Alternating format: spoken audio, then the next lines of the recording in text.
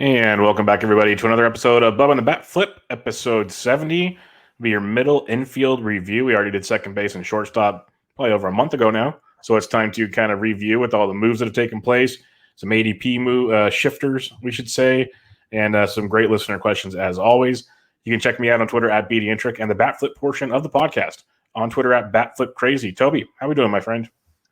We're doing great, Bubba. It is Friday night, and the mood is right for some fantasy baseball talk. Yes. Switching it up a little bit. I appreciate your flexibility. Wasn't feeling great on Tuesday evening, but I'm really excited to hop in. We're inching closer to fantasy baseball season, which is always exciting. And I think even more exciting, it seems weird to say, is spring training. Mm-hmm. Like the fact that we are actually going to get to see some baseball happen beforehand, and maybe who knows how information is going to be shared, but maybe we'll get some velocity readings. Maybe we'll get some, enough like competitive plate appearances to see some things from guys, see some lineups. Very exciting and thrilling stuff for sure. How are you doing? I am good. It's Friday night, like you said, and it is fun to have spring training coming up. I was talking to Greg Jewett yesterday, and I said it's pretty cool because like Brandon Nimmo shows up to the Mets spring training facility. He's the first player to show up, and they sit there and they interview him on a video, and they ask him questions what he did in the offseason. And I'm like, we didn't get any of this last year. We got none of this. Like, this is amazing. And you listen to the 15. I'm butchering the title of the Al Melchior's podcast every morning. Fantasy 15. Fantasy Baseball 15. They've been doing those team previews with the beat writer, and those beat writers are already telling us more stuff than we knew last year, like on like positional matchups and stuff, and how they're approaching it in the spring. And I'm like, this is going to help a lot. This is going to be great. Let's do it. So, optimism is key right now. And it looks like pitchers and catchers will report next week and have some games here in a couple weeks and have the season in about 6 weeks. So we're right around the corner. I know. Yeah, it's this interesting place in drafting where before there was so much speculation, and now the speculation is kind of not ending, but guys are signing. You're starting to see that. You're starting to see not necessarily the recency bias, but like we know where this guy is going to be. And so there's a little bit of excitement. So maybe they're pushed up a little bit further than maybe even they should be. And then we're going to actually start getting that data, though, because I feel like that's the real actionable stuff. Not that you should take a lot out of spring training in and of itself, but things like those velocity readings are so key, or hearing the beat writers talk about how a pitcher's velocity is up, or that they're sitting a little bit higher than maybe we had readings on them from last year. Those, I think, are the actionable things. Or, no more conjecture maybe. There's always going to be conjecture, but where is Mondesi going to bat in the lineup now with Benintendi? Yep. Do we see him in those spring training lineups towards the front end of the lineup? Do we see him in the back end of the lineup? Not that gives us any certainty, but maybe it inches us a little bit closer on that probability continuum, closer to 100% feeling that we won't get until opening day, but we can at least feel better about. Yeah, no doubt about it. I'm looking forward to it. I'm looking forward to just having some baseball to watch on TV. I don't give it spring training or not, so that'll be fun as well. So we're right around the corner, and like I said at the beginning, we're going to do our middle infield recap. We'll do second base, we'll do shortstop, similar to last week with first base and third base. Kind of go over some ADP battles, some could say, or some changes, as there have been moves since we last talked, which have changed things. There's a certain second baseman we'll talk about here in a little bit that made a move to Milwaukee that will be a fun discussion topic. But we'll start with DJ Mayhew. He returned to the Yankees. And when we reviewed like first base and second base and every other position, it felt like because DJ Mayhew has eligibility everywhere, first, second, third, we kept saying, yeah, he's a great player. It's cool. We don't know where he's going to play. It's still really early in drafts. Now, I know when you're taking your pitching early, DJ Mayhew is pretty much never on the table for you, more often than not, at pick 32. I'm using ADP draft champions from January 22nd. It's like the last 3 weeks. They've done 28 drafts completed, and DJ LeMahieu's gone as high as pick 21, as low as pick 46. To me, it's still too rich for my blood, but if you want to play the position eligibility, I get it. He's back in a place where he thrived. What say you? Is this still way too expensive for you? Yeah, I think at his current ADP, it's probably a little bit expensive. I can definitely understand it a lot more I can definitely understand it a lot more now. I mean, now that we have the certainty that he's in Yankee Stadium, we know that the power is going to play up a little bit more. On the preview podcast, we talked about how much that power plays up at Yankee Stadium versus on the road. I mean, pretty much 2-1, I think, if I remember correctly, in terms of home runs at Yankee Stadium versus on the road. So that's really nice to have. The speed is going to be limited. The average is obviously, I think, going to be there for a guy who sprays the ball to all fields and particularly to right field. Not really concerned about that. So I think for me, at his ADP at 32, I'm not sure that I'm going there, really. If he falls to that later end, right? If he falls to the 3-4 turn, I can definitely justify it at that point in time, particularly given the position flexibility. When you look at some of the other guys that are going there that maybe I'm a little interested in, like an Alex Bregman, he also doesn't have the speed, right? And he doesn't necessarily, I mean, he has the power, but the batting average is certainly not as good as the Mayhew. And so I can kind of see him being in the same range as those guys, the Devers guys, because I really do think that batting average is a carrying tool. And I think the key for me is that, I don't feel as bad about it because the batting average is so critical within the context of the fantasy game now. While he doesn't have the speed, he does have that one elite attribute. Now, he doesn't necessarily contribute that much in RBI. I mean, he does, it's fine. But, so I'm fine with him in the back end of where he's going, in the range that he's going. I'm probably not going for him at ADP of 32. But if he falls into that late 30s, low 40s range, I could see myself going after him there. Yeah, it's kind of what I was thinking because I mentioned his min pick 21, but his max is 46 over the last 3 weeks. Now, that 46 is a little more appealing. Like you said, you're now at the 3-4 turn where you might have an ace or two, and you can get your second one if you don't on the next couple picks, basically, where you're taking them. And now it gets a little more interesting. You can lock up batting average. You should score a ton of runs. Should still hit for decent power now that he's going to be in Yankee Stadium. So it does spec out, like you said, but the steals aren't there. But not many guys are after the first, 10 hitters off the board. There's a gap, it feels like, until you get to some outfielders and whatnot. So it's interesting. I don't think I will have many shares of DJ, but we'll see. Because if he does fall, I'd like to have that decision. Let's put it that way. I'd like to have that decision to make. Another second baseman to talk about here is Cavan Biggio. And this is one where we keep saying OBP league, it's great, no doubt about it. But in a batting average league, there's massive question marks. He is second base, third base, outfield eligible. He's the fourth second baseman off the board right now around pick 61, as high as 47, as low as 84. But what makes this even more of a conversation than before to me is with all the moves with Springer, with Simeon, roster resource, not the end-all be-all. But when we talked about Cavan Biggio last time, he was hitting towards the top of the order. Now they're projecting him to be like sixth. And he could drop even more for all we know. So if he's not towards the top of the order, I really can't justify this. But what's your takes on Biggio now that things are even more murky for his situation? Yeah, and before we answer that one, Bubba, we have a very important question in the comment section over here, which is, Toby, what are your tips on having such a rugged yet refined beard? Now, I first of all, I want to say that Bubba as well. It may not be a beard, but he's got a rugged and refined goatee. So I'd love to hear your tips at the same time. For me, I think the key to maintaining this beard is number one, outside of genes, and I have my dad to thank for that.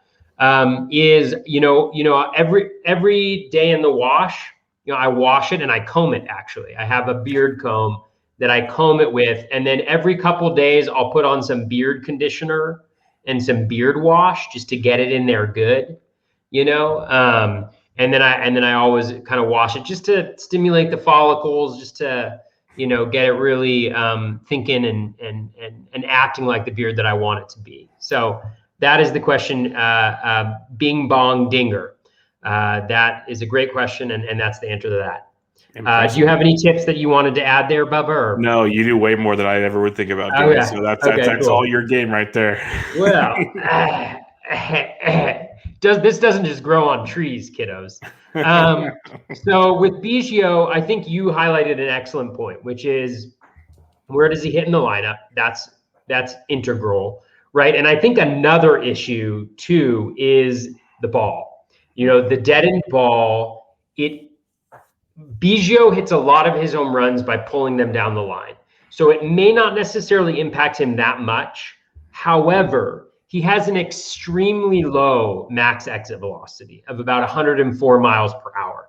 Like literally him and Billy Hamilton have like the same max exit velocity.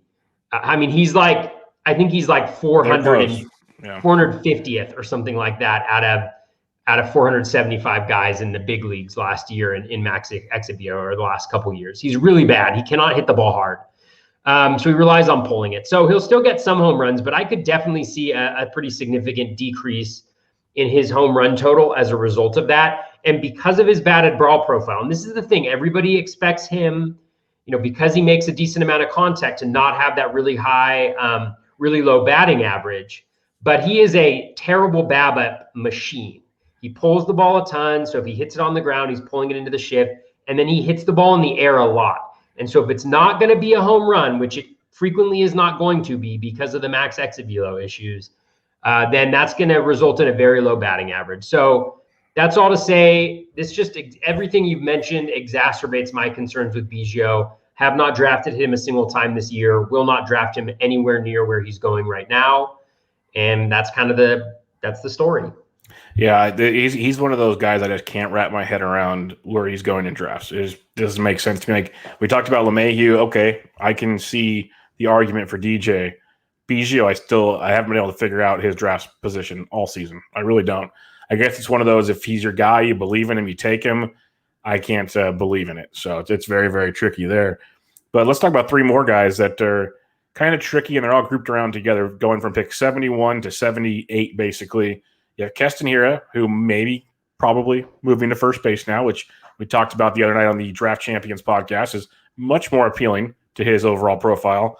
Brandon Lau is second base outfield eligible. And you have Katelyn Marteau hoping for a bounce back season. So it's a tricky spot with these three. And where do you stand on them? Yeah, I think before Hiura was going to go to move to first base, I would have been Katelyn Marteau by a long shot. I really don't have much of an interest in Lau just because of the, kind of the high variance profile that he has that we've talked about before. I like Marteau a lot. I think last year you can kind of say, so what I would say is 2019 was probably better than his true talent level. I think he got a little bit lucky there. And I think last year was well below it because of injuries. And so I think he's not quite where he was at in 2019, but I think he's much better than he was in 2020. So high batting average, decent amount of speed, should hit for some power, 20, 25 home runs in the middle of that lineup, playing every single day. He may also get some outfield eligibility. It sounds like he may play some outfield this year. So I like Marteau a lot where he's going. I haven't drafted him a ton. I probably have maybe two or three, maybe two. I've drafted him maybe twice out of my 12 drafts, something like that. But I do like him if you're looking for that kind of batting average guy early on. He's a really nice guy to have there. Hiura interests me a ton because of the first base eligibility that he's going to get. He's obviously got second. But I think that speed power profile that he has really differentiates him at first base and gives him a little bit more flexibility to hit closer to the bottom of his batting average. I mean, everybody has him around a 250 batting average for projections, which is fine. Like if he hits 250 and hits 30 home runs and 10 stolen bases at first base, that's absolutely incredible, right? At second base, I mean, yeah, it's fine. It's not as, because the thing is you look at like an Altuve going 30 picks later where you're going to get a relatively similar number of home runs, probably a similar amount of speed, but you're going to get the much higher batting average and probably a lot more runs hitting at the top of that Astros lineup. So I just think there's other guys there that are maybe better values. But with the first base eligibility, I really like him a lot. He actually, I was picking at pick 68 in our most recent draft, and I was actually planning to take him at 68 just because I don't have him yet, and I just kind of like that first base setup, and unfortunately he went the pick before me, so I didn't end up getting him, but I like him a lot. So that's how I'd rank them. Would be, for me right now, I'd probably go Hiura 1 because of the first base eligibility, not the second base. Marteau 2, 1 if we're just talking about second base eligibility, and then after that, Lau. Yeah, no, we're basically on the same page there. When we talked about Hiura the other night, it just opened up a whole nother kind of world for him It was like, a whole new world from Aladdin. It was. Yeah, Great song. I almost sang it, but I didn't want to have people turn off the podcast. A whole new world. Yeah, it's such. I'm not going to go there. Yeah. I'm not going to go there. Live action or cartoon? Which one do you like better? I have not seen the live action. Okay. We'll have to talk about that later. I've only seen the cartoon. Yeah. Okay. I have seen the Lion King live I haven't action. seen that one live though. And the cartoon. So okay, I'll have to check that one out. You watch Aladdin, I'll watch Lion King. We'll come back on that. Okay, for sure. But here, yes, the fact playing first base, especially where he's getting drafted, like you said, the average isn't as much of a hindrance anymore, and that stolen base upside is tremendous. So it's kind of it's almost Goldie-esque back in the day, minus the average part. So it's kind of fun in that regard. So I do like that quite a bit for Hira. I love the Katelyn Marteau bounce back. It seems a lot of people are there, but he's still not really moving up in drafts. Like everyone, it feels like a lot of people are talking about Katelyn this, Katelyn that, but I don't really see him moving up in drafts. So it's interesting to see. Like Katelyn's highest is 57, as low as 112. So I got no problem with Katelyn Marteau. I was looking at his StatCast page and his pitch leaderboard when you were talking, and just a couple minor tweaks is the difference. I mean, he had that back issue last year, which could linger, which is kind of scary, but I think he's due for some nice positive regression. So I'll go Hira, Marte, and Lau with you. With Lau, it's nothing against the guy, but where he's getting picked, I just can't do it. Like volatility, like you mentioned, if he was going maybe 100 picks later, I'd be interested. But where he's going right there, if I'm not taking a second baseman, there's so many other players that I like that give me like 20-20 upside or another pitcher or so many different things that Brandon Lau doesn't do for me. So it's very tough there.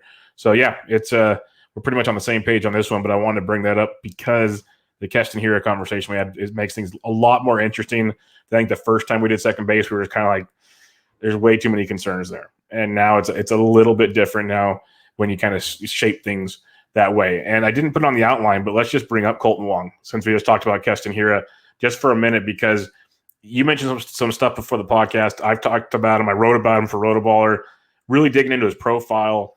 He had a rough year last year, but there's so many things that were consistent. It was just a kind of a little tweak here, a little tweak there, kind of more of he was going opposite field a lot. I think that really affected him, obviously, for power and whatnot. So I think that can twist back.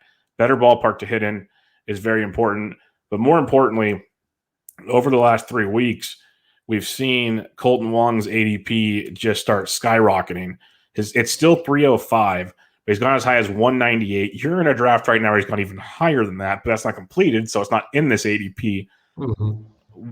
For me, he jumps into like the top 15-ish, almost this next comparison we're going to talk about. I could justify him there almost, but probably right behind that group to me.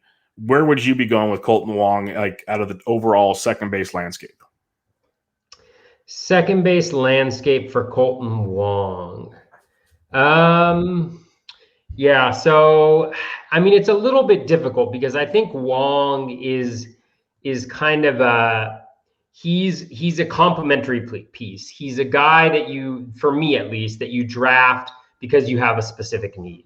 Because I think the challenge with Wong, he's going to be on the Brewers, so he's in the NL. If we look at him at what he's been able to accomplish over the last however many years, the most runs he's ever been able to score in a single season is 71. The most RBI he's been able to get to is 61. Now, he hasn't played every single day, right? Because he's been platooned by the Cardinals. So is he going to play every single day in, for the Brewers? That remains to be seen. I mean, he's excellent. He's excellent defensively. I'm just looking at his splits right now before I start talking. The best defender over the last 2 years of second base by far. Best defender, but he's got a 79 WRC plus and a 652 OPS against lefties, and he's got a 101 WRC plus against righties. So he's a well below league average, especially in the slugging is where it really hurts him. He's got a 341 slug against lefties. Gosh, that's got to be like what? How many home runs? 10 home runs in his career in 676 plate appearances. That's a fifth of his home runs. Yeah, there you go. But I think the thing is, we just need to be, just because he's done well in a very limited sample in Miller Park, if that's what they are still calling it. I think it's called like Family something or other park. To something else. Yeah. But if you look at his projections, in close to 600 plate appearances, they have him, anywhere from 255 to 264. Nobody has him for more than 12 home runs. Nobody has him for more than 73 runs or 55 RBI. And then the stolen base total is like 14 to 15. So for me, I mean, that's kind of like a similar profile to what you could get from like a Miguel Rojas, say, at a shortstop position, at pick 350 or so, right? Maybe slightly more stolen bases, but a worse batting average, similar counting stats. And so I think that's the thing is we think of him as like a high batting average guy, but he's never really been that. We think of him as a guy who steals a ton of bases, but he's never really done that either. So that's just a long way of saying I think he's a complementary piece for me, a guy that I want in my middle infield, but that I don't necessarily want to rely on a regular basis. He'd probably go, it's so hard because I feel like I have no interest in these second basemen, but like I'd rather have Chris Taylor than him. I'd probably rather have him than maybe Nick Madrigal, just because I don't think you can take guys that hit like 1 or 2 home runs. But like I'd rather have Gene Segura. I'd rather have Nick Solak.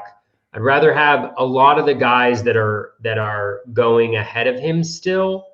I think he's more of a guy that maybe leaps over some of the guys we have question marks about playing time with, like a Jurickson Profar or like a Chris Taylor. Well, I mean, Taylor, the thing about Taylor is, I mean, he's gonna hit like 20 home runs and steal 10 bases, isn't he? Like if he, let me just, do we think Taylor's going to get platooned that hard?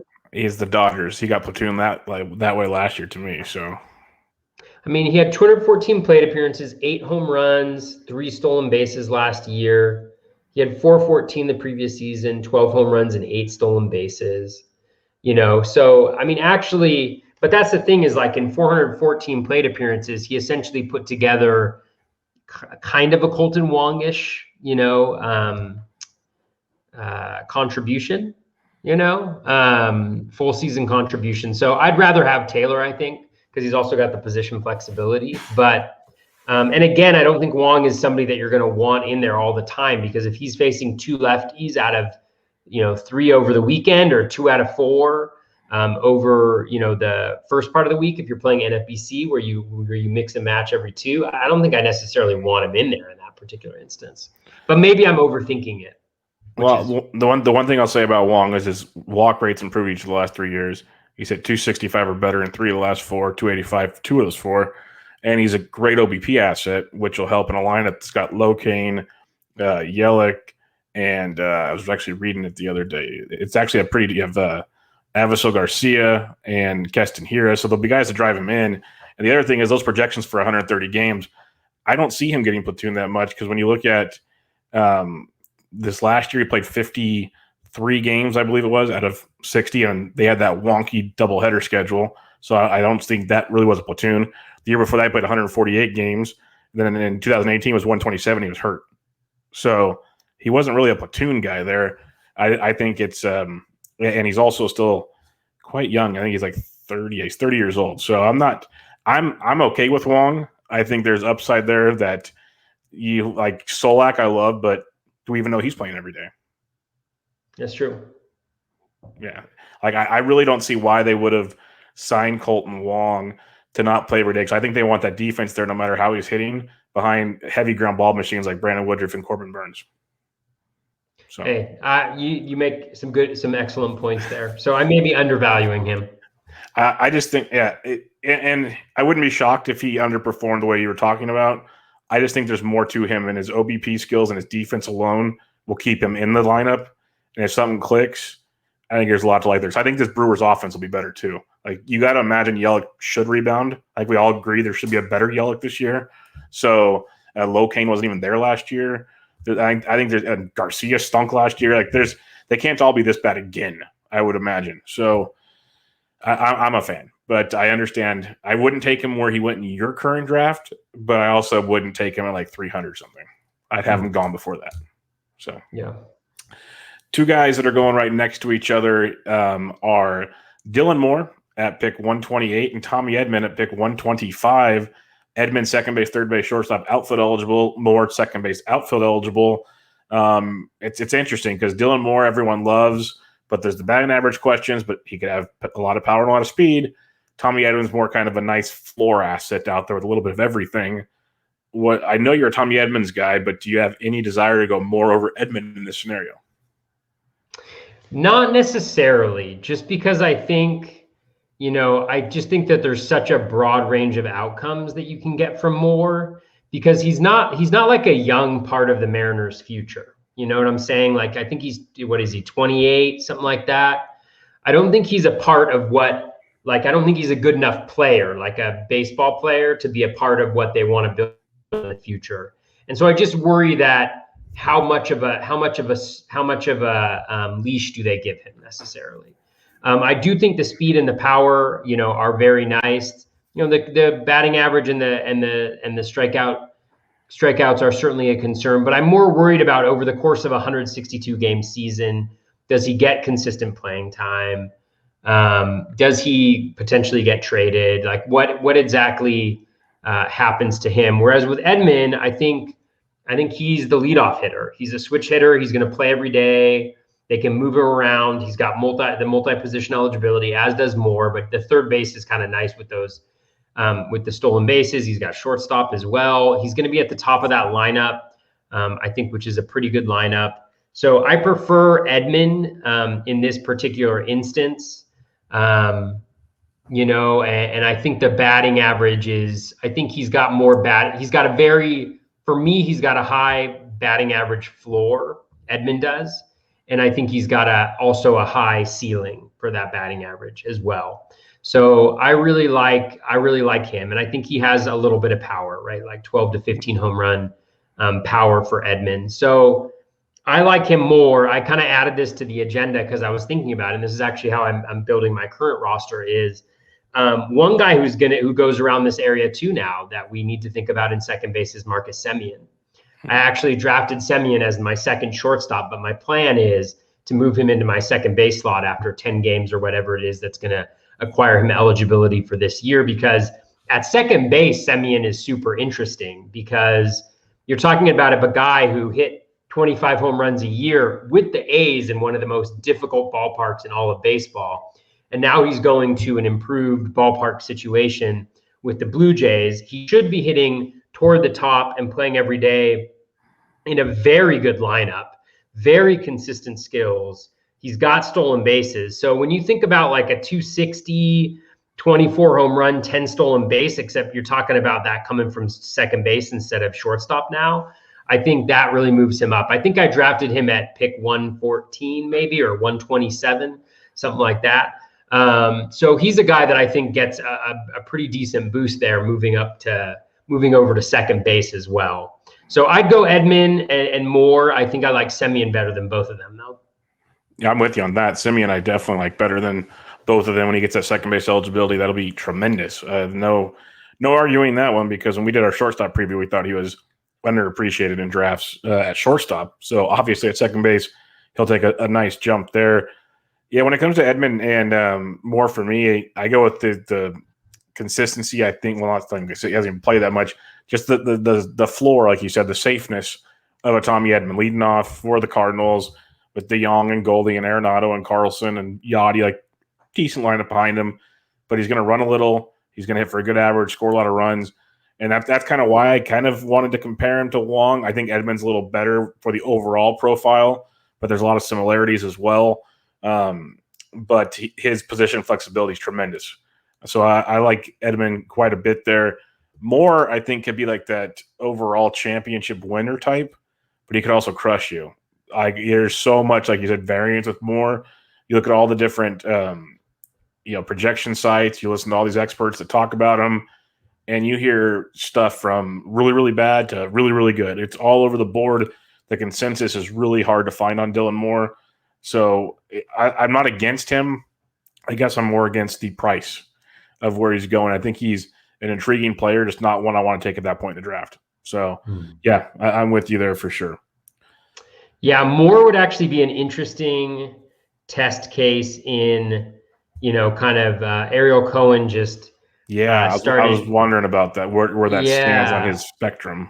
Yeah, so Ariel Cohen just had a great article. I highly recommend having it, which is essentially, he's developed 3 new metrics for his projections. There's so his is a projection, his is a meta projection. So he essentially takes a variety of different projections, and instead of just averaging them, what he does is he tries to see what each projection system is good at, and then places more weight in what they're good at. So let's say there's a projection system that's really good at identifying home runs, or outperforms other projection systems in terms of projecting what a player's home run total is going to be. Well, it's going to give more weight to the home runs than maybe it would to the stolen bases, which another projection system is really good at. And so the inter projection standard deviation, which you can get by going to Fangraphs and just going to the projections and clicking on ATC, that's essentially what is the standard deviation between the various projections overall on the player. And then he has the inter projection. I can't remember what SK stands for, but it's essentially as he chooses which projection to use and which ones to give the most weight, whether that weighting aligns, it's the skewness. So essentially what he's trying to identify is, are more projections lower on the player than ATC is, or higher on the player than ATC is? So if it's a negative, it means that their skewness is towards the being better than the projection that ATC has. If it's a positive number, that means that it's skewed towards the player being worse. And then there's the intra-standard deviation, which is just essentially looking at the categorical balance that a player has. So a guy like Adalberto Mondesi would have a really high intra projection standard deviation because he's so reliant on stolen bases, right? Whereas a guy who was a 5 category contributor would have a smaller one. And he did some research to show like where it may make sense within a draft to go after a guy that has a lower inter projection standard deviation versus a higher one. Like, you're actually earlier on in a draft, it's better that you go with maybe or like in the middle rounds of the draft, a lower inter projection standard deviation, because maybe the player is more consistent. Whereas lower on in the lower ranges, it's better to go after a guy who maybe has a wider set of inter projection standard deviation, because it means that the guy has ceiling, or projections see that a player has ceiling where maybe the other guys don't. If they have a low inter projection standard deviation and they're ranked really poorly, it means everybody agrees that they suck, essentially. And so what's interesting about Moore is, I think what Ariel was telling me is about, I think it's like 3.5 is kind of the median. So Moore's inter projection standard deviation is actually right around, I think, the median. I should actually check my DM conversation with him, because I asked him about this just to make sure that I'm not taking anybody for a thing. So consider anything under 3 as stable and over 4 is not. So yeah, so the projections have pretty similar valuations for Moore, but the ATC projection is definitely, there's more that skew towards the lower side of the projection than they do higher on the projection. So, somewhat of a risk in different kind of metrics. Anyways, I hope that was somewhat intelligible in the way that I described it. And Ariel does a much better job of doing that, but it is a really interesting test to kind of look at it. And I guess for me, the question is just that at that point in a draft, do I feel better about drafting Dylan Moore and his potential 2020, recognizing that the floor of his batting average is pretty low? Or do I feel better about going after some of the guys that we just talked about, right? Like a Marcus Simeon, and maybe not getting as much speed, but feeling a lot better about the batting average, and even probably the power and the counting stats as well. And the consistent playing time, because if things go bad for Moore, not saying they're going to bench him, they should play him all the time. The Mariners have options, like young options, to move things around. So totally, that's another thing that, like, I don't see that being the issue. I see more of the batting average just sucking or this or that. But hey, if things go south, they have a lot of options in Seattle. I think they'd prefer to wait like one more year, but the options are there. So absolutely, that's something to think about as well. And yeah, I need to look more at the projection things. But I've heard Ariel talk on a few other shows this week. I think Baseball HQ was when I heard him on, and it was very, very cool to see because I know Ariel uses like a conglomerate of the projections to make his, but he also kind of tweaks certain aspects of the rankings and the formulas different type thing. It's an interesting discussion, and you know it way better than I do. But it's cool how he does it, and that's why you're talking about how the different rankings might differentiate to. That's why he does the ratings that he's doing, because on this guy maybe it's like an 8 in the home run column, but like it's a 6 in the stolen bases. The way his projection spits things out, so it's quite interesting to see how it's weighted. It's really freaking cool. I think it's amazing because we always talk about that variance piece. Oh, this guy's got a high variance profile or whatnot, but this actually quantifies that for us and allows us to compare different players kind of intra-projection variance in a way, you know? So it's really cool. Yeah, definitely is. Andres Jimenez went over to the Cleveland Indians in the Francisco Lindor deal. We'll talk more Lindor in a bit. But with Jimenez, there's so many question marks. Like there's the concept if he leads off, he's gold because they have no reason not to play him at that point, and he can steal a ton of bases. He's second base, third base, shortstop eligible. Now there's also a ton of discussion that he starts the year in the minor leagues. And I've even heard beat reporters like on that Fantasy 15 say that's a very good possibility. What are you doing with Andres Jimenez? Because just that slight chance that he spends time in the minors because Cleveland is cheap, that terrifies me at pick 157. Yeah, I mean, as somebody who drafted him as high as like 138, it terrifies me too. But I think the thing with Jimenez is when you look at his projection, and I should re-look at his projection just to make sure because they may have updated it playing time wise, but I'm pretty sure it's just 550 plate appearances or so. So it kind of bakes in. Oh, they've even brought it further down. But just to give you a sense, I mean, like ATC has him for 437 plate appearances, 258 batting average, so slightly better than league average, 9 home runs, and 22 stolen bases, right? 56 runs and 43 RBI. Let me check my values really quickly here in my spreadsheet to find out what it gives me for Jimenez. But I mean, that's incredible, right? Like 22 stolen bases with a relatively balanced profile in only 400 and whatever plate appearances. I said 437 plate appearances. I mean, that's pretty phenomenal. And that's, I think, what I really like about him is I see him as a really high upside guy who, even if he does end up in the minors for a significant period of time, I still think there's a huge opportunity for him to contribute. He's got the multi-position eligibility.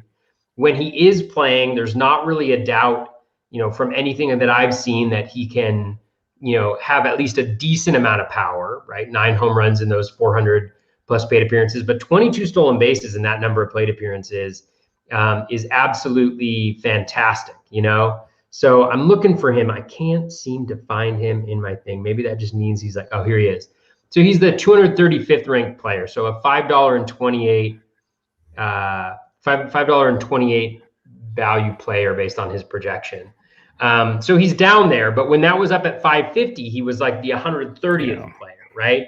So if it is a situation where he goes to the minors and Cleveland's trying to win, right? So I don't think they're going to keep him in the minors for the whole year. No. But if he goes down to the minors and he's gone for that first month only, that's still an opportunity for 500 plate appearances, right?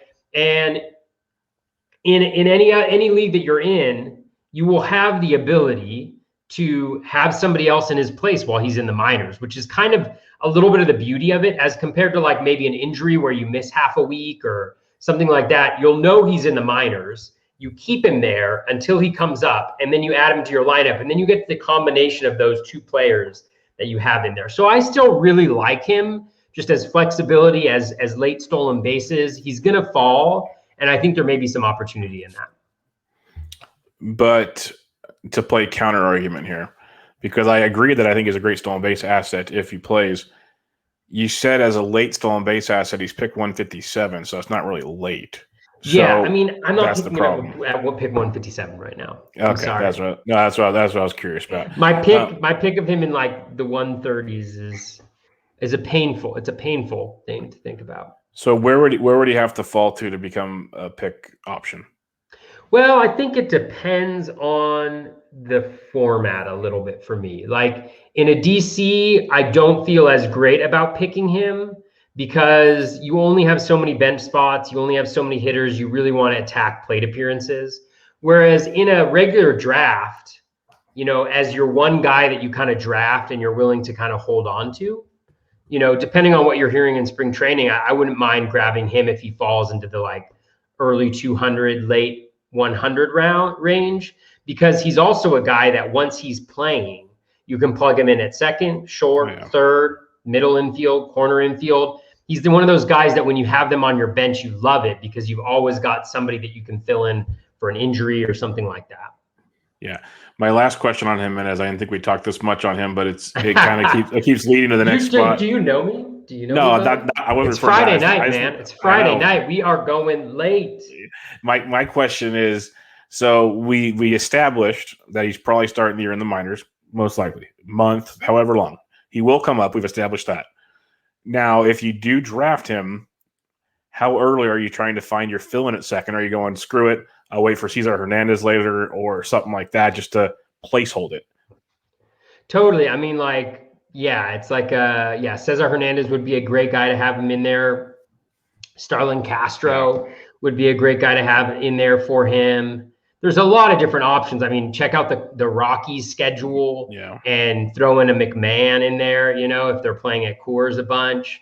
I just think there's a lot of different ways to approach it. And Jonathan Scope is another example, right? So there's a lot of different things. Actually, Scope would be a really cool pairing with Jimenez because power, you get the power, the power in the batting average, and then you get the speed coming in to fill it in. Guys, do that. There you go. Jimenez, Scope. Problem is, you need Jimenez to fall in your drafts to make it work. Just remember that. Make that happen because that's a pain right now. I mean, with Scope sitting around there towards the back, maybe we don't have to wait as late, guys. I mean, combine those projections. So let's say you get Scope for like a month and a half or 2 months, right? So you're talking like maybe 10 home runs and, you got 250, 30 or something, 250. And then you plug in Jimenez for his 9 home runs and his 22 stolen bases. So you get 22 stolen bases. So you're almost 20-20. 19 home runs and 80-80 and 250 batting average. All of a sudden, that looks pretty good. Yeah, not too shabby. Bubba, I think we just figured it out. I'm going to be drafting Andres Jimenez with my next pick in this draft I'm in right now. There you go. Good luck with that. Thank you. The last little pairing I have here, it's a little farther down, but I thought it was an interesting. Actually, it's not that much farther down. I forgot he's going super high. I thought it was an interesting pairing because you have Gene Segura at pick 181, second base, third base eligible, and then you have Nick Madrigal at pick 182. So they're right next to each other. You have the veteran versus the youngster. Madrigal doesn't have a lot of power, but has a really good average. Could steal some bags. Segura helps a little bit of everywhere. So I'm on Team Segura. I've always been on Team Segura. I'm a big Gene Segura fan. Are you cool with Madrigal going this high, or are you Team Segura as well? I am absolutely uncool with Madrigal going this high. I don't understand it at all. I really don't think in today's game that you can have a guy that provides that literally. I mean, what's he projected for home runs wise? God, this should be fun, actually. It should be fun. Over under 2.5. I'm just going to say that right now. I'm going to go under. Yeah. No, he's going to be over projection wise. He's projected for 4 home runs and 515 plate appearances. That's bad. I don't think so. How many home runs did he have in the minors? Not a ton. He had 4 home runs in the minors, although they were all in 2019. Yeah. So maybe I don't think you can have a guy that contributes that low of a number of home runs on your team. I think it's really, really hard. I don't have the math in front of me, but you needed to average. So 348 is 80th percentile in a DC for home runs. 348, which breaks down to about 25 home runs per player that you need.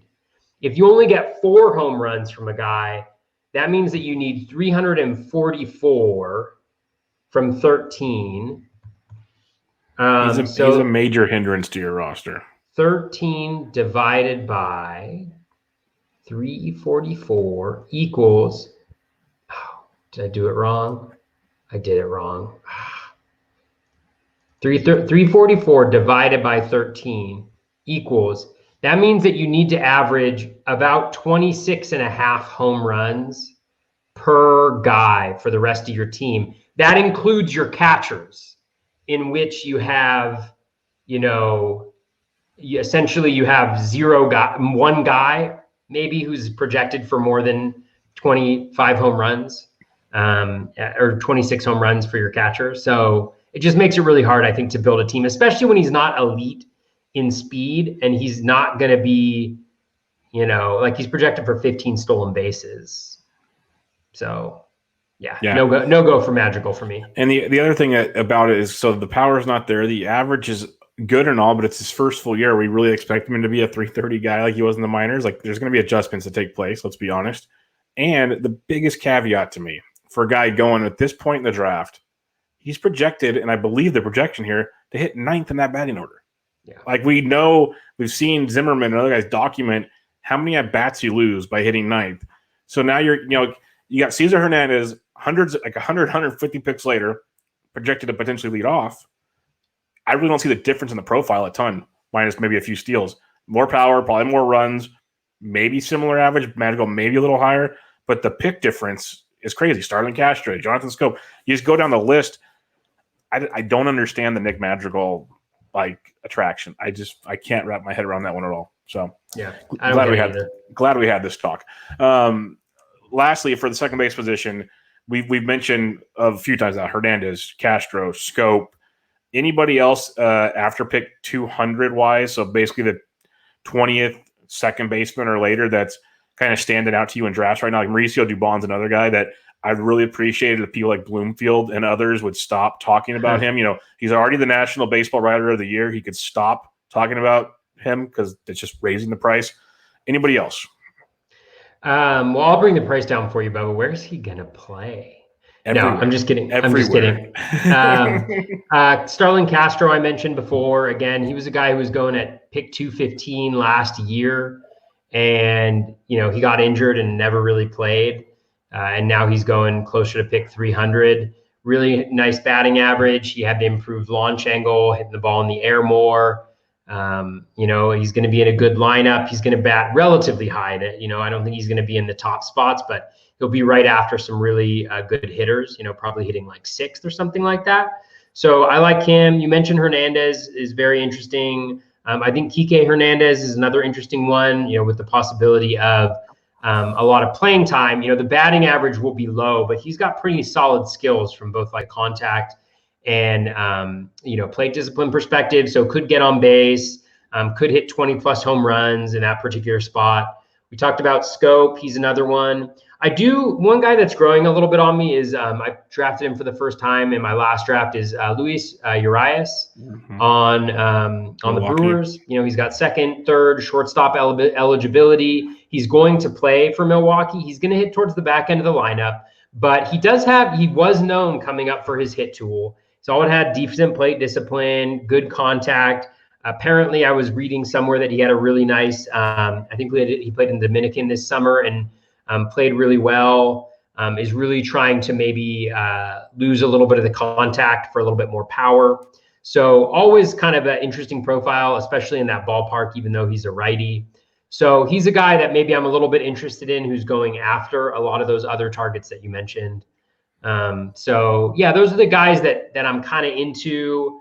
Chad Pinder is another guy I think is really interesting. If he would ever have an opportunity to play every day, 250, 25 home runs, he can crush the ball. Pinder can. So after their trade today, that's just one less infielder in the way. So Yeah, I mean, it's true. There's Yep. quite a few places he could play. Yep. Who was it that made up the name Swipe Right? That was was that Genstead, I Genstead? believe. Yeah, I'm Yeah, pretty sure yeah, it's yeah. Genstead. That's a great nickname. It's phenomenal. It was either him or Vlad, one of the two. Yeah, that's who I was trying to figure out who it was, him or Vlad. Yeah. So Um, yeah, I'm with you on most of those guys. If I have to add anybody else, there's a guy I found myself getting a lot late in drafts, especially drafting holes just for flexibility, like Joey Wendell. I know he's not great, but great defensively. We'll keep him on the field. And even projections, they have him for like 7 to 8 homers, 10 plus stolen bases, hitting 260, better than Nick Madrigal. But like he's in play there as a late pick. If you need late batting average, there's always Luis Arias. Doesn't do a whole lot else for you, those the problem, but he's going to have a pretty darn phenomenal batting average. I'll save one of these other guys for shortstop when we talk there that I've been looking at. And then obviously, Marvin Gonzalez just signed with the Red Sox. They're going to play him, so that'll be an interesting one. And his price is going to definitely start piping up here pretty soon. All right, let's go to the shortstop position now. Let's kick it off. Lindor has gone to the Mets. We have Mondesi, who you hinted at it earlier, with the addition of Benintendi. Like I said on that Fantasy 15 Royals preview, there's already discussions that Mondesi slides on down to like 6th or 7th in that order. I believe Roster Resource even has him sliding down there. Let me pull that one up real quick because I thought I saw this last night where they have Benny hitting 6th, they had Mondesi hitting 2nd, but there's discussion that could flip because of Mondesi's or Benintendi's OBP. So keep an eye on that. And then Bo Bichette. And I wanted to bring Bo Bichette, your favorite. Bo Bichette? Bo Bichette. So I wanted to bring it up because you got Lindor at 17, Mondesi at 20, Bichette at 23, all kind of going close to each other. And I've heard the goods and the bad arguments for all three of these. And I even heard someone say something I thought was a little too crazy for me, that Simeon's defense is so good that if Bichette has a couple of rough weeks, they'll put Simeon to short and put Bichette somewhere else. I don't see that happening. But how do you go about these three, Lindor, Mondesi, Bichette? Yeah, isn't it too bad that Bo Bichette's dad's name is Dante and not Django? That'd be awesome. Or like so cool. what? Like there's so many Fets from Star Wars. They could just have. Like, it'd have to be like Jem Bichette. I don't know. I can't figure it out, but yeah, my kids are super into Star Wars right now. By the way, super into Star Wars. Every day they pretend to be different characters in Star Wars. Generally speaking, the dark side. Nice. Like Kylo Ren is their favorite, which Kylo Ren is just a great character, I think, generally speaking, like in just the arc of everything. And but yeah, like Darth Vader, Emperor Palpatine. My 4-year-old is Emperor Palpatine right now, and he just walks around like electrocuting people. Cool. So don't judge me because my 4-year-old has seen pretty much all the Star Wars. I love it. So, big fan of that. Oh God. So back to your question. Lindor, super interesting. He is plummeting in drafts right now. I've seen him going back end of the 2nd, early 3rd in the last little bit. NLDH, not having a DH, those RBIs are gonna be hurt pretty good, right behind the pitcher, if that ends up being the case, right?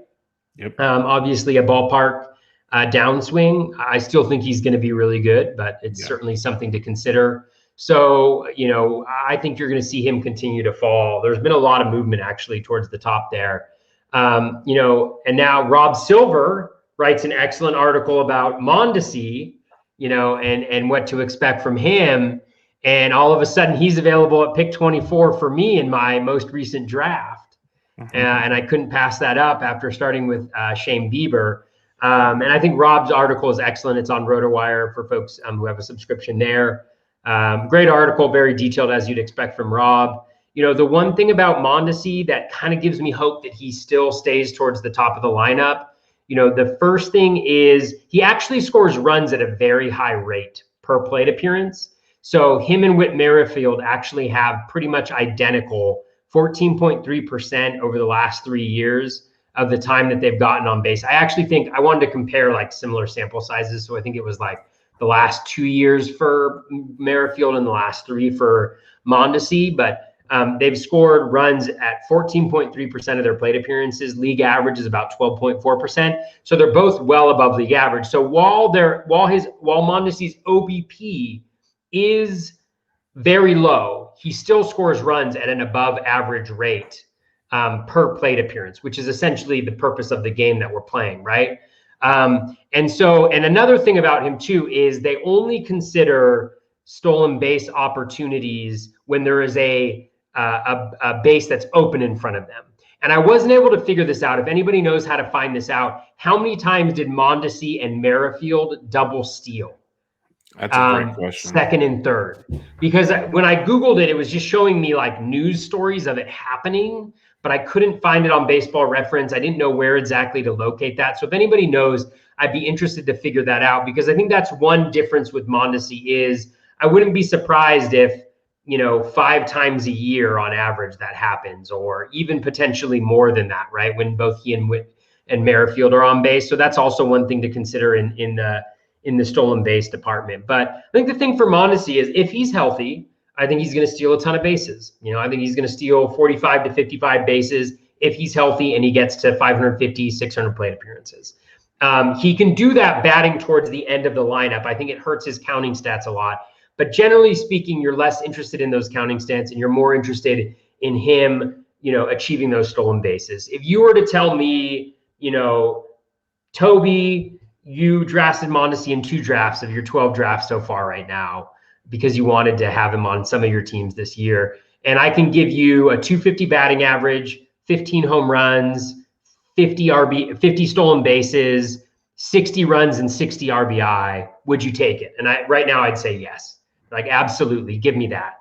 Because, part of the benefit of having Mondesi on your team is that you can build your team in a different way, right? When you have Mondesi on it than you can otherwise.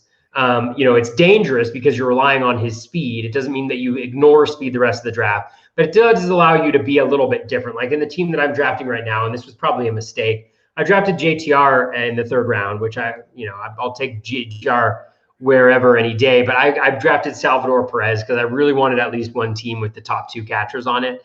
I drafted him in the 5th round, so I have JTR and Perez on that team. I think that was a little bit of a mistake. I should have hit up the batting average at that point in time, like a McNeil or something. But I went with Salvi and I think it was pick 84 or something like that. So where I have him as like the 40th player on my valuation. So it allows you to build a different team. So anyways, that's all to say. That was a long rant. I still like Mondesi. And then but you have to understand the player that he is.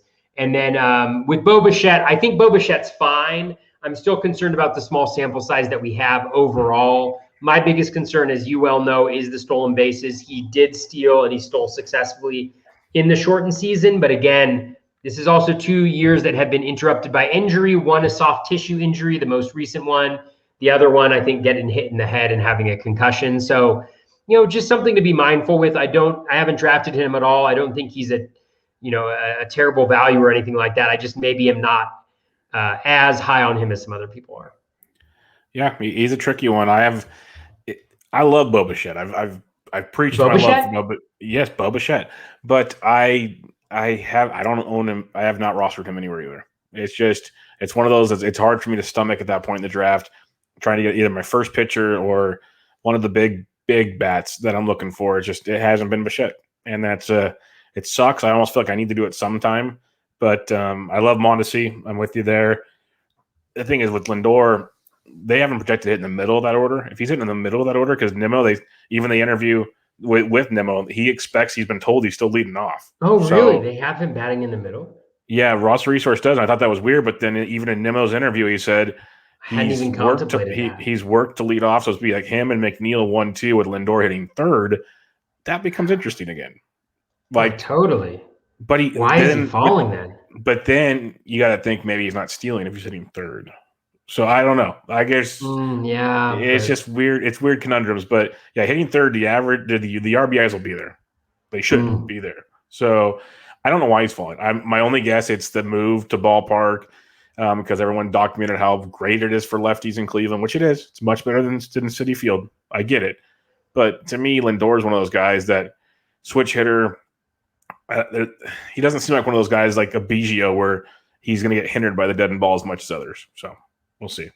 Yeah. The next one that's fun is Xander Bogaerts. He's getting the hype train has come up on Xander because it felt like he was the 9th or 10th shortstop when we previewed them. He's up to 7th at pick 36. You have Corey Seager at pick 39. Tim Anderson at just right behind Seager, about a half pick later, according to ADP. And that's changed actually since I made this outline on Tuesday. So that's fluctuated a little bit. I still have trouble buying into Corey Seager. I believe what he did was great, but if you want to talk injury history, this boy brings it to the table. So it concerns me a lot. Bogart's as consistent as they come. I just worry the stolen bases stay there. And then we know we love Tim Anderson, but is this even too high for Tim Anderson? So where do you stay for these three? Yeah, these are tough ones. I had Bogaerts and Anderson, I think on the last podcast we did actually. I was like trying to decide which one of those guys I ended up going with. And I ended up going with Bogaerts just because I think of the consistency. I worry a little bit with Anderson with Tony La Russa coming on board, and just new manager. So who knows what he's going to do there? Who knows how their relationship is going to be, just given like what some of La Russa's comments, in the past have been. So, there's just like a little bit of a question mark around me. But then I think about him. And I'm like, he's had an elite batting average for 2 consecutive years. He's going to hit 20 plus home runs. He's actually improved his batted ball quality over the last little bit. He's going to score a crap ton of runs as long as he's anywhere in the front end of that lineup. And there's no really reason for him not to be, because even though he doesn't walk, he has a decent OBP because his batting average is so good. Right. And then the stolen bases, he's going to be like 15 to 20 stolen bases as well. So for me, I ended up going with Bogaerts just because he's going to have the same average, probably going to have more home runs. I think he'll have a more balanced counting stats profile with runs and RBI as a total. And there's still the possibility that he steals bases, right? He stole some bases last year. There's still the possibility he gets you anywhere from 5 to 15, right, for Bogaerts. So he's not necessarily getting you a 0 there. So I think I have Bogaerts as the number 1, within that particular group. I think Anderson would be a clear number 2. I really see them like side by side. If I'm drafting in the mid to late 3rd round, I'm really excited to get either one of those guys. Seager's batted ball quality was insanely good last year. Insanely good. Like you just look at everything and it was just glorious. But StatCast data also regresses. So we've got to factor that in and try to figure out, is that going to get worse? There is a little bit of the injury history, although, it really was like one season, mostly. But for me, it's just the total lack of speed is a little bit hard there.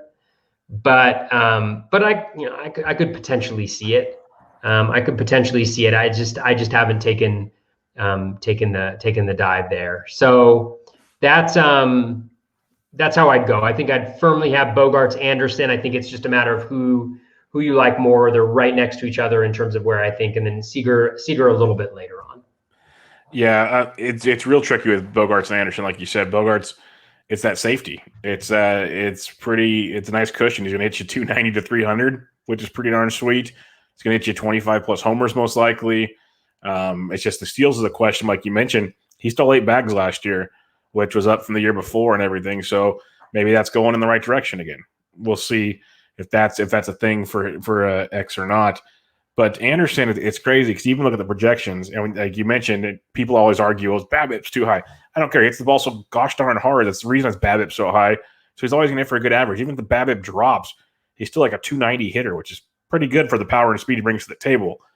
He's also the reason why it's hard to take Bo Bichette when you can wait a little bit longer and get Anderson, who, if you look at projection sites, they're pretty much the same projection. Like, obviously, things will change, but they're pretty much similar, both 2020 type players, with maybe Anderson having a better batting average. And maybe I'm not going to say the rest of that sentence because that's not true with the moves Toronto's made now. But they're very, very similar. Very similar. So it's just tricky, and that's why you can kind of wait and play that game. If you don't get one of the top shortstops, you can get a Bogaerts, you can get an Anderson. We talked Baez is kind of like one of the last resorts. So I think I got Bogarts, Anderson, but depending on how my draft started out, if I need steals, I'm going Anderson for sure, and that's it won't be a tough decision for me at all. Seager, I can't do it. I just can't do it, and maybe it bites me in the butt again. We'll see. The 10th and 11th shortstop off the board, I picked 69 and 70, basically 69 and a half.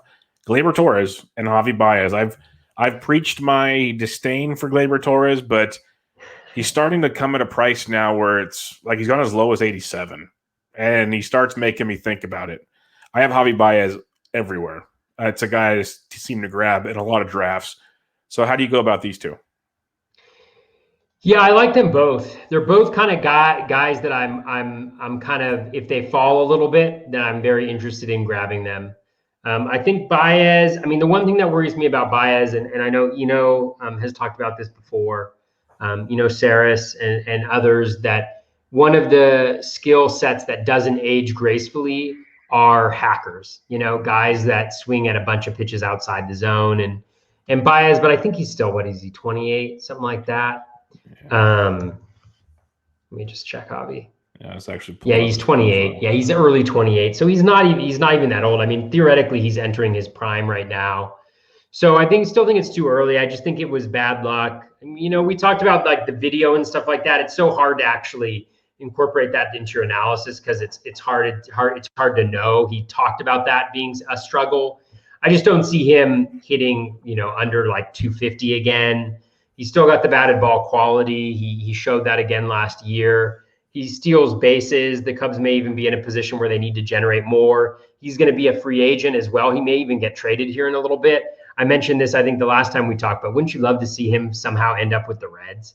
God, in that ballpark with the way he hits it. It'll never happen with those two teams, but that'd be amazing. Man. Yeah, it would be pretty sweet. But so I think he's great. I think he's a 25-15, 25-10 guy. It's just a question of where that batting average is going to end up, which I think will really dictate where that value is. I like Gleyber as well. I have him, I think, on 3 or 4 teams just because he seems to be a guy who falls. Gleyber, he had a rough beginning of this year, but other than that, he's always mashed. He mashed in the playoffs, like he was injured. I see no reason why he won't mash, and he'll be in a really good lineup, in a really good division to hit. I see no reason why not to be interested with him. And he's not a zero in speed either. He's projected, I think, for 6 stolen bases, which is not a lot from the shortstop position, but it's not nothing. It's not a Seager or something like that. So I think drafting him where he's going is totally fine. I think he could also take that next step, which, just getting that batting average up a little bit and just destroy, because he's like 24 or 25. He's already got over 1,200 plate appearances in the big leagues. Just really nice. Yeah, he's 24. He turned 24 in December. So super young. And like the more I look into it, it's just, I didn't like it last year because he was going way too high in drafts. I wanted nothing to do with it. But now it's like, now he's getting to the point where it's like, okay, this guy's got legit 30 home run upside, which when we're talking shortstops at this point and beyond, you're not getting it. And so that's interesting to me. Pretty good average. I agree it could go even higher potentially. He's going to, not to mention, he's hitting for the Yankees, which will never suck because, there was a lot of games where he hit 6, but then the games were like Sanchez was out or Judge is out. Now he's hitting 3rd.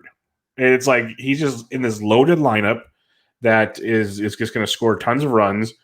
So it's intriguing with him. I still go Baez here just because it's just my profile for my early picks where I want that steals. And yes, Gleyber could steal some bags. I'm not saying that. But we know Baez is like 10-plus steals for like 4 straight years before last season with a 21 in the mix there. He's got 23 or more homers in 3 straight years. The average was great. Like last year is just one of those weird years. I want to write it off for Baez. I can't, just pick and choose who I write off just to satisfy my needs. But why not, Bubba? I kind of have to when it comes to drafting. I have to tell myself these things. But, you look at Baez and you said he's a video guy. They didn't get the video. There's just little minor things like that, and he was banged up. So I still go Baez here, but I have become much, much more okay with Torres if for some reason Baez goes early and Torres is there. I don't want to go past this part without a shortstop, though. I want at least one shortstop before this. Like I still like Dansby, Tommy Edmonds there, like we talked about. There's guys that we're going to talk about. Simeon's there. He's like one of the exceptions. We'll talk about him in a minute. But if I want to leave the draft with a quote unquote elite shortstop, I want one before the Torres Baez. Like I don't want to pass them without one. So that's kind of the range where I maybe we talked about it a few weeks ago when someone asked, when do you reach in a draft? It's one of those where I have my picks we talked about in Draft Champions. Like I have my queue. I'll have a few from like every position. There's like I see where they're disappearing and stuff. And then I'll start if I see like, hey, those two are left and I'm on deck, and then I don't have another pick for like 10 picks. I'm taking one of those two guys. That guy's just how it's going to go in my draft room. So that's how I view those two come draft day. Bubba, I'm on the clock. What do you got? My draft champions, yeah. What round? I am in round 12. I can't really talk about my picks though, because I know there are some listeners in our draft, and I need to be thoughtful about how we do this. So then you should pick after the podcast, and it'll take all the time up so they can't. Oh, I'm just gonna burn the clock and rub it in everybody's faces. No, I cannot do that. I do not believe in that. Bubba. I do not believe in that. That's so funny. Oh, this is so tough. This is live, people. This is what goes through Toby's head when he's trying to make a pick in round 12. Can you imagine a draft champions when he's round 46?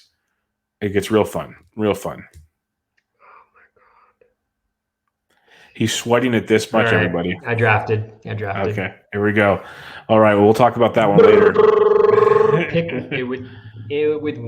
1674 in round 12 of the current DC. Toby Gavon goes with Andrew McCutchen.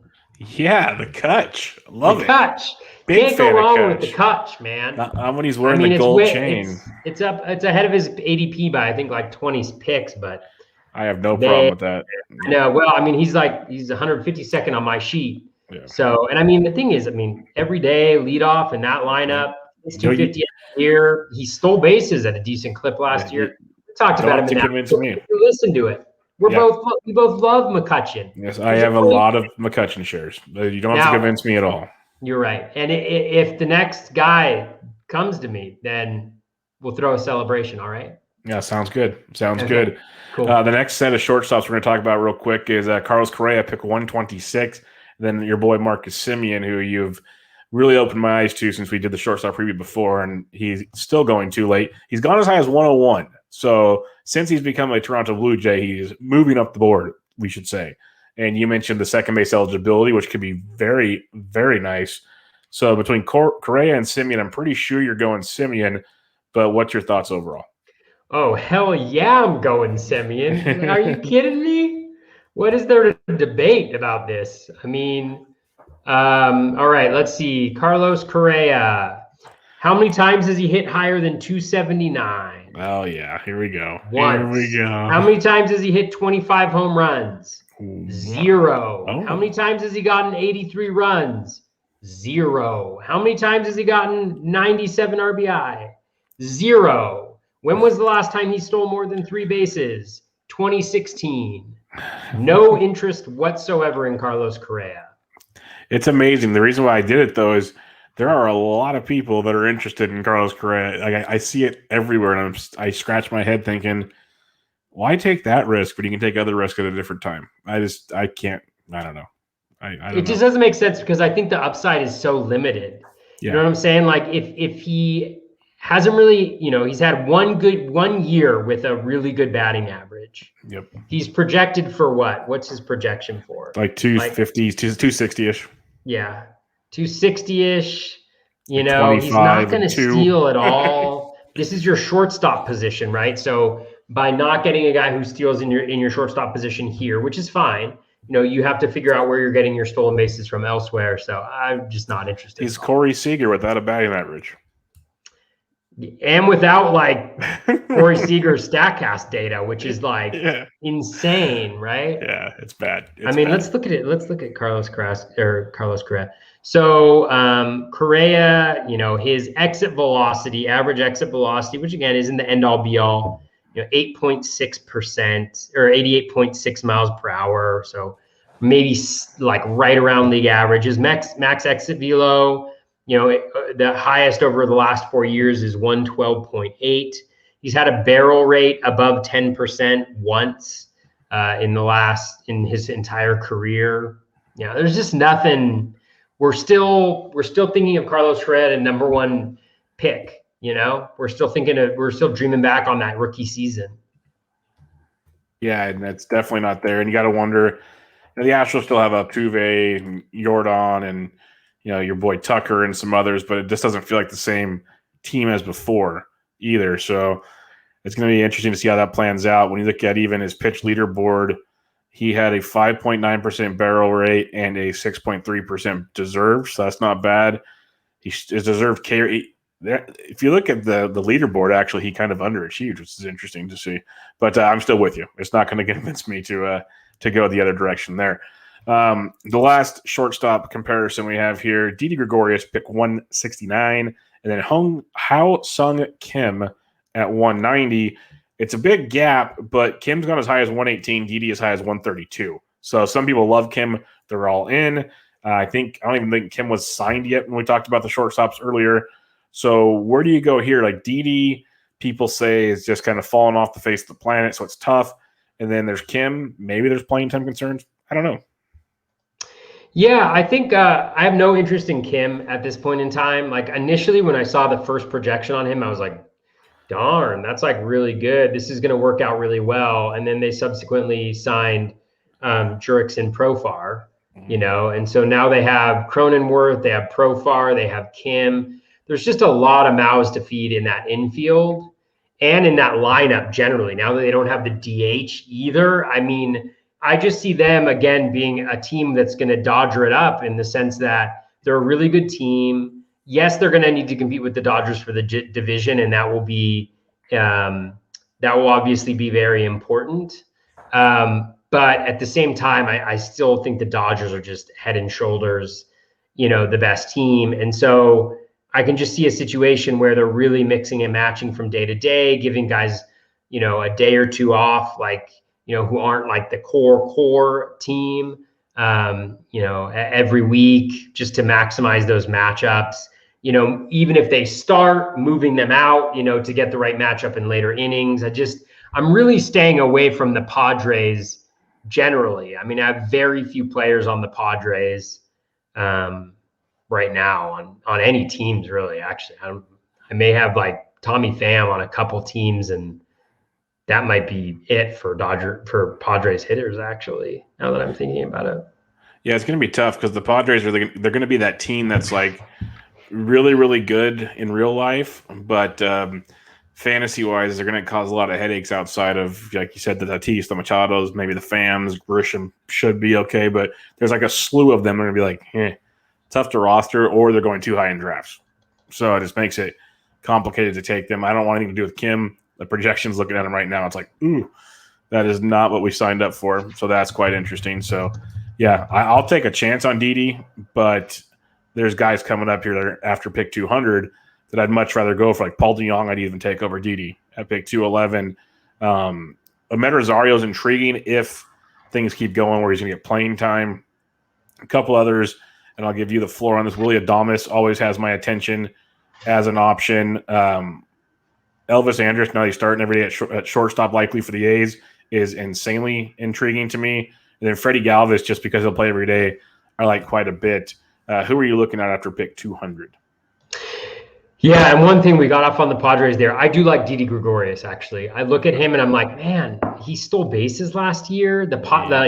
Like the Phillies kind of steal bases. Like yes, they stole bases last year. He's back in that stadium, which is great for left-handed hitters for power, exactly what his swing is. He still makes great contact. So I think he's all around solid. I think underplayed him. I haven't drafted him at all, but he's definitely somebody who's interesting me where he's going. I think you mentioned a bunch of really nice shortstops there. I'll try not to repeat. Did you mention Rojas, Miguel Rojas? No, that's your boy. I left him alone for you. Yeah, Miguel Rojas is a guy that I like as a middle infielder. Like, the home runs worry me, the power worries me, but I think he plays every day. He may hit towards the top of that lineup, and he's like a 10-10 guy with a close to 300 batting average, and I think that plays at middle infield, especially if you maybe balance him out with more of a power profile in that middle infield slot, if you can do that. So he's a guy that I like a lot. JP Crawford, I really like a lot. Probably leading off, great OBP, tons of plate appearances. The power is lacking, but the speed is there. He was on pace to score about 90 to 100 runs last year. Really like him a lot. I mentioned Urias as a guy who's growing on me a little bit. I mean, Iglesias, you mentioned Andrews. Some of the guys down here, trying to think of guys that maybe were a little bit interesting to me here. There are really, I think you mentioned a lot of them. One guy who's interesting to kind of just keep an eye on is Kevin Newman. Just because the Pirates have nothing, right? They got nothing.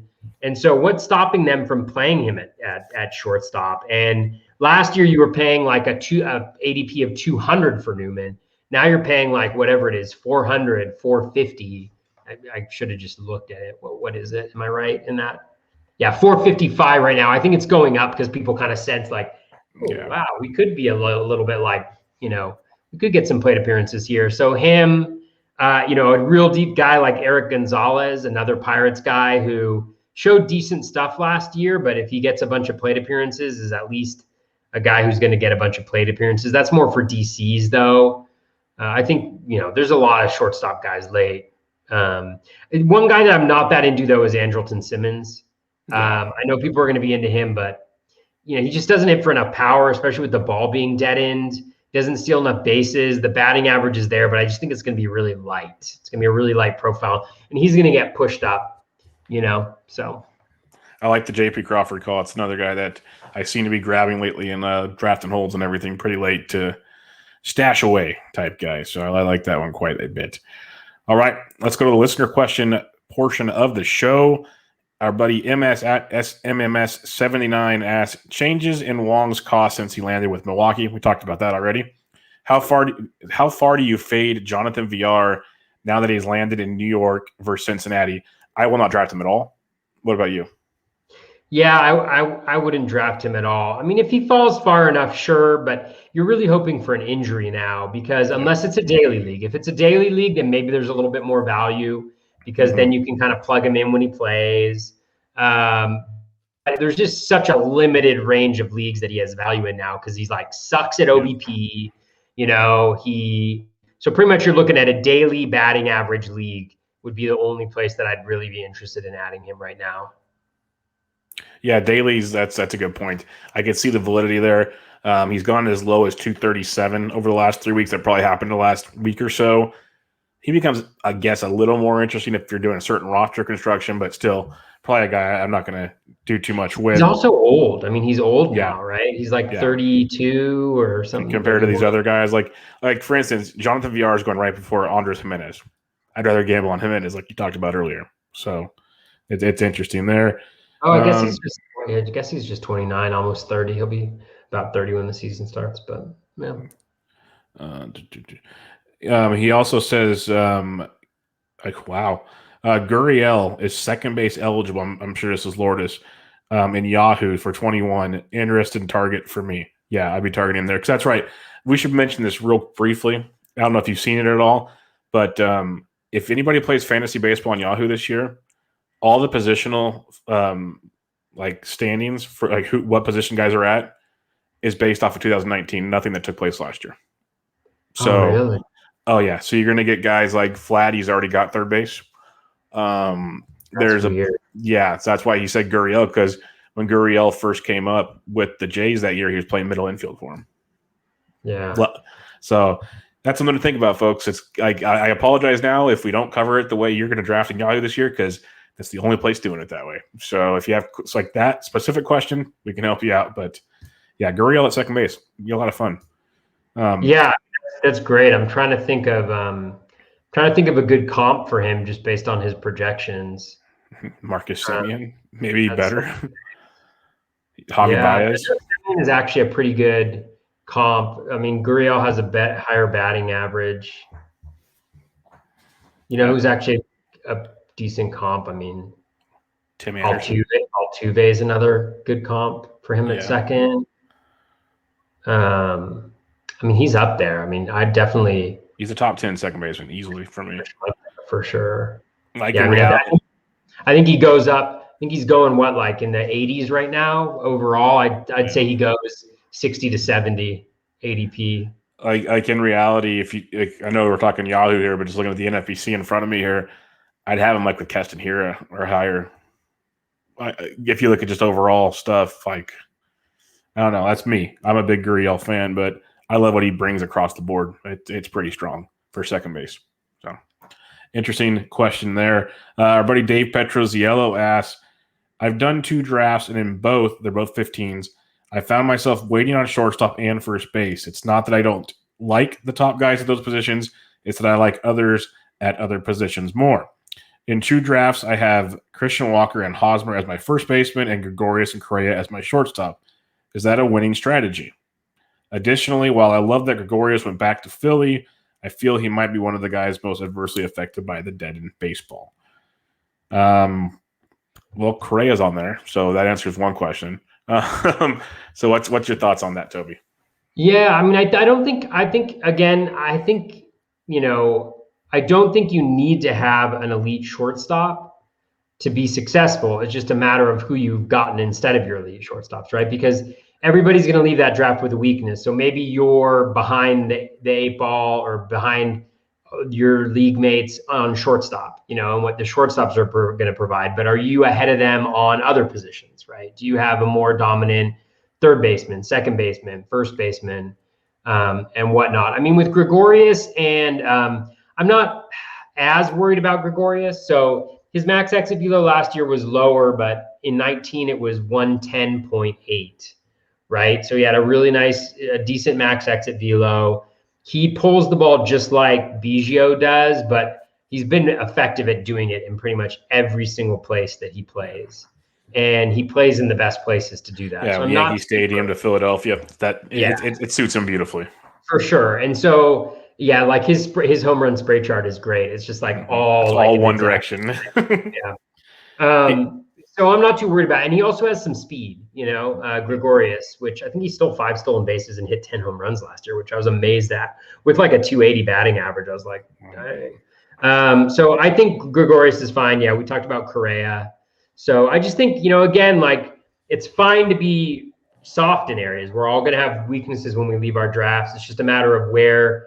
That's why I think, and again, like not to harp on it, but this is why I like taking my entire team's projections and looking at it, right? Because it gives you a sense of how your whole team stacks up. Because I think our brains are designed to just hone in on each one of the players. And do I like this player? Do I not like this player? Do I like this, go through that and identify them like that. But looking at your team in aggregate gives you a sense of where your strengths and weaknesses are. And if you put together a team that has, kind of back end shortstops, but still looks like a good team overall, it means you've constructed a really, really good team. So yeah, I think it's fine, Dave. Yeah, it's fine. Like you said, you might be soft in certain spots. As long as you're stronger than others, you'll be fine. It's not the way I would do it, but you'd be fine. Just draft two catchers really high up. There you go. Dave. I don't know this person's name because you sent me the screenshot without their name on it. But yeah. Well, whenever people DM me questions, I just never know whether they didn't respond to the thread because they didn't want to have their name mentioned or something like that. So okay. Well, the question is, would like to hear about Gleyber Torres and if you guys are confident on a bounce back. This year is key for him and the Yankees to trust him long term. I think we both kind of feel we're cool with him. Yeah. Yeah. I feel good about Gleyber. Yeah. And if you listened to last year, you'd know that's a big change for me. So you're good there. Greg Schumann asks, Second catcher, who are you rolling with in a 6x6 OBP league? Jan Gomes, Tom Murphy, Stassi, or Heim? I'm going to roll with Stassi, but maybe Gomes. Who would you roll with? Yeah, I'm gonna roll with Stassi. Just thinking about the names. I'm very curious about the love for Jonah Heim since he was traded. Yeah, I don't know why that all of a sudden People seem to ballooned. think that he's going to be the starting catcher there, Yeah, and I don't see that. I mean, Trevino he was good good last last year. year, and he's still young, and he has a very similar skill set to Heim, but better, like hits for some actual power. So yeah, I'm not into the Heim. Let me just see something. I know Stassi. I think Stassi has a good OBP. That's the only question I have because I'm normally thinking through the batting average lens. So yeah, 10.5% walk rate, career 9%. I know Gomes always has a garbage average. Yeah. But let's see. Yeah, 5.7% walk rate. Yeah, so I'd definitely be on the Stassi train, I think, is who I'd be at. The other thing I want to mention with the Heim situation is Trevino's really good. And I know I keep saying the fantasy 15, but it's super interesting news. Basically, the beat reporter Levi Weaver from The Athletic, he basically said there's no reason why Trevino wouldn't be the guy. He hit like cleanup for them last year. Like, why would that change?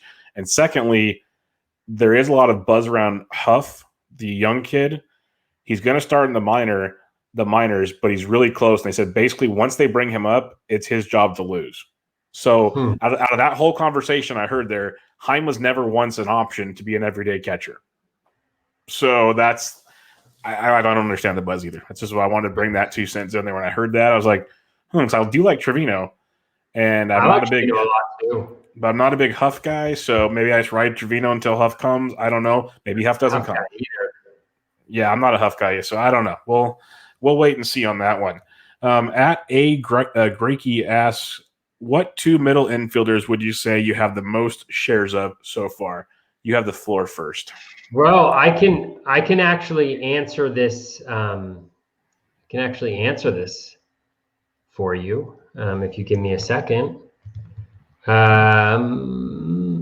Is the question just like generally or of guys who are like actually good? It's just generally. Yeah, there's no specification there at all. Okay, so I'll give you a little bit of each. So player shares in NFBC. I've done 12 leagues. Why are you giving me this? Player shares, not player stats. Okay. So, my most owned middle reliever is Starlin Castro. I have him in 6 out of my. Do I just have 11 leagues? Maybe. Oh, I'm drafting my 12th right now. Starlin Castro, I have in 6 leagues. Miguel Rojas, I have in 4. So one thing I think you're noticing is already that the guys that I have a lot of that I have on a bunch of teams are kind of later guys, and then I have Simeon on 4 teams, 5 with my new one, and then I'll do one more. Glaber, I have Glaber on 4 teams. So those are the middle infielders that I have the most of right now. Off the top of my head, it's Joey Wendell. I know I have a lot of. Tommy Edman, I have a lot of. Javi Baez, I have a lot of. I'd say those off the top of my head would be my 3 that I know between Fantrax best balls and draft and holds, and then stuff on NFBC 50s and draft champions. I have a ton of those 3 guys for sure. There's no doubt about that. So we're gonna sink or swim with Javi Baez this year. Sounds so much. I got to start diversifying quickly. Next question, Billy B from Canada asks, is Hira going to be good or what? I say yes. Is Hira going to be good or what? I'm not like super convinced on the batting average, but I think he's got power and speed, and I think they'll clearly make a they're clearly going to give him a chance to play every single day. So I think he'll be fine. And then he also, sorry, continue. I'm just going to say somebody just mentioned online that they asked a question under the video. And so I just want to make sure that we don't miss that Okay, one. I'll check that when we're done here. Billy B also said, make sure you talk about Bichette. Yeah, we did that. We got plenty of that. You don't have to ever worry about that with me on a Shortstop podcast. You're good there. Craig Schumann has another question for us. With San Diego signing everyone available, what are your expectations for Hail-Sun Kim? We kind of talked about that. But then Cronenworth and Profar. Can Kim still get 450 to 500 at bats? We don't think so. Projection systems seem to have Cronenworth, Profar more at bats. So I guess in the grand scheme of it, between those three, how would you prioritize them? Kim Cronenworth, and Profar are the three. Yeah. I mean, these questions are so hard to me because I have no interest in any of them. Literally, I have 0 of all of them on any of my teams. Just straight up, not a value question. Yep, just straight up. Straight up, I probably like Cronenworth the most just because he's got so much eligibility and the profile is really nice, I think, overall. Kim probably last just because I think there's the most uncertainty. And Profar in the middle, probably. The one thing that I would say about Profar, he's close with Cronenworth just because, he's a 2010 guy potentially if he plays enough. And he's got second and outfield. So they can move him into the outfield. He's got that little bit of flexibility. And maybe Kim does too. We just haven't seen it. So it's like, the error bars on Kim are wider. Maybe the ceiling's higher than these other guys we know a little bit more about. But I'd rather go for kind of maybe the more known and the guys that seem like they might get more playing time. I don't know. And Kim's always got that transition to major league pitching, which could be interesting as well. So I'm with you, Cronenworth, Profar, Kim for me. I'm still a Cronenworth believer. It's just I would have had like all the Cronenworth shares before these two moves. Now I have to kind of sit back a little bit there. The question under the video was Richard Sands, frequent listener of the show, great listener, great follower of the show. He says, in a DC type league, would you ever take a multi-position eligible player before someone you actually like better and have ranked higher? Example, I took Tommy Edman instead of Marcus Simeon because Edman slotted in at second, short, third, and outfield, even though I really prefer Simeon, but I did hesitate. So it's a good question. Like it's a very good question, especially like you mentioned, DC draft and holds where as the year goes on, injuries happen, that flexibility is pretty darn important. How you do a ton of DCs, like you said, you're in 11, you're 12th one right now. So how do you approach that? I do. I mean, I think there's a variety of different filters you kind of think of your picks in, depending on where you are in the draft. I mean, there's obviously guys you like more or less, but when they're within like a fairly close range, I mean, really, if you get a guys that are maybe a couple dollars, difference between their values, that can be swung by a home run or two, right? Or a stolen base or two. And so they're pretty similar players. So in those particular instances, I may go with a guy with multi-position eligibility in that position. It depends on what my categorical needs are and which one is met more by that guy. If my categorical needs and who I like more if those two line up, then I'm less likely. I probably won't grab the guy with multi-position eligibility just to grab the multi-position eligibility. At least, and it depends on where in the draft you are too, though, because if you're later on in the draft, then it's not as big of a deal. But you probably have like maybe a little bit firmer idea earlier on in the draft of the guys that you're maybe higher on or whatnot, or maybe that's actually opposite. I don't know. But in either case, yes, I can definitely see that happening. The example that you gave, Richard, I think is a really good one where I think Edman is super valuable in those DCs because of that multi-position eligibility. And yeah, you're losing about 10 home runs, gaining probably some speed, similar batting average, maybe losing some RBIs by giving up Simeon, but those are things that you can get later on. You can make up for them later on. So I don't mind that at all. Yeah, no, I completely agree with Toby. I think it's a good comparison and a good scenario because I know I grabbed Edman. Like I said, I own him in a lot of leagues, and in the Battle of the Pods, I did it purposely for the position eligibility. Like that was a major focus of mine. So I think it's a very, very intriguing question and a very good question to have there. So I don't think it's a problem, especially in a DC. Like if it was a standard redraft league with Fab, I'd probably go Simeon because you're in a different scenario, like Toby mentioned. But in a draft and hold, that eligibility will come in very, very handy throughout the season. And you, like Toby also said, is you'll know ahead of time if your team's okay. Like you might not need the steals, so you might be okay, or you can fix that later. So those are things you can focus on. So I like that. It was a very, very good question. And that is our last question of the evening. So final thoughts, Toby. We did get one question just now, which is which second baseman gets the most plate appearances who's not DJ LeMahieu? If you were to go by projections, it's actually a really good question because you look at the list and you're kind of like, there's not a ton of guys here. But Ozzy Albies is on top of the projection system's belief. But again, that's if he bats second. There is some thought that he'll bat later on in the lineup as well. I find it so hard that they wouldn't bat him second. I really do. They batted him toward, fifth and sixth, I think, during the season. But yeah, I think he ends up there. There's also Altuve, who's likely going to be the new leadoff hitter. He should get a ton. Yep. Should get a ton, but again, he's got like the injury issues.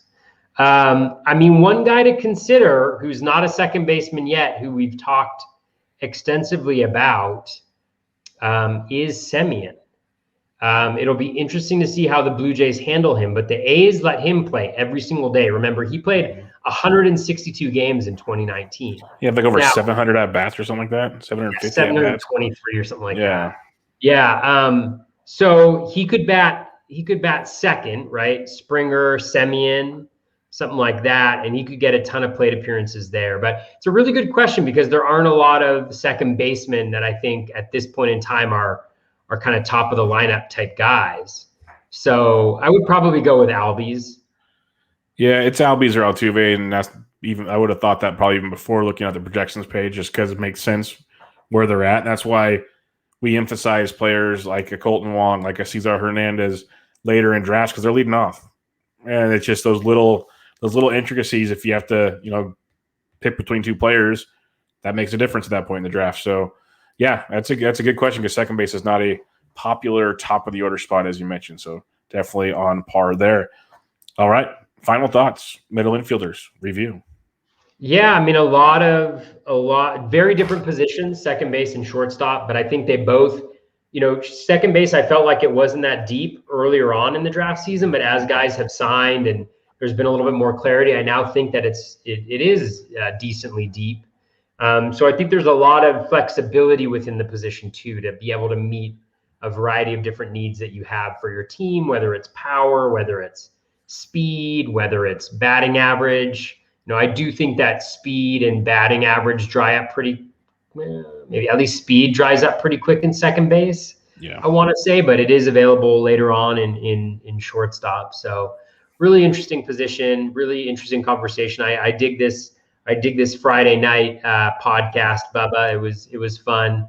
I think I have a little bit more energy than I normally do on like a Tuesday night, looking at the next 3 days ahead of us. So a lot of fun.